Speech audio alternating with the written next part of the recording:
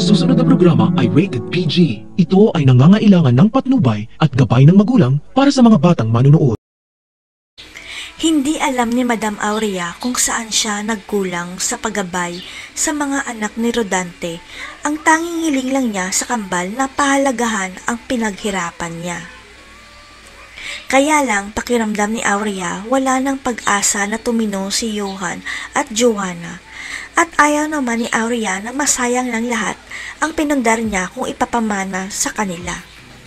Pero nang dumating si Ina sa buhay ni Aurea, nabuhayan siya ng loob sapagkat si Ina lang ang nagpakita ng tunay na malasakit sa kanya pati na rin sa negosyo niya.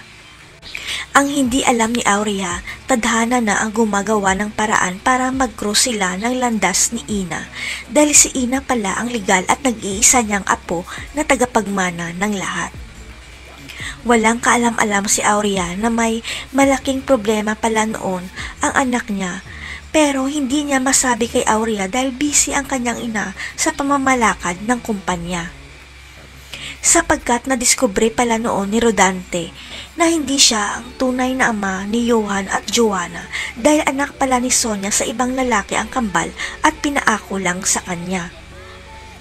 Ito ang dahilan kaya gustong umalis ni Rodante dahil nagkakalabuan na pala sila ni Sonia at gusto rin sana niyang hanapin na lang ang tunay niyang anak sa ibang babae. Nalaman na lang ni Rodante na may anak pala siya sa iba nang makatanggap siya ng envelope na naglalaman ng DNA test result na nagmatch ang DNA niya kay Ina. Dahil masama ang loob ni Rodante sa kanyang ina noon at hindi pa siya handa na magharap sila, naisipan ni Rodante na gumawa na lang ng sulat para ibigay sana kay Aurea. Sa kasamaang palad, hindi na naibigay ni Rodante ang sulat kay Aurea dahil namatay na siya hanggang sa madiskubre ito ng tauhan ni Aurea at ibinigay sa kanya ang sulat. Manganganib kaya ang buhay ni Ina kapag nalaman nila na isa siyang De La Costa. Palalayasin na kaya ni Aurea si Sonia at ang kambal sa mansyon niya.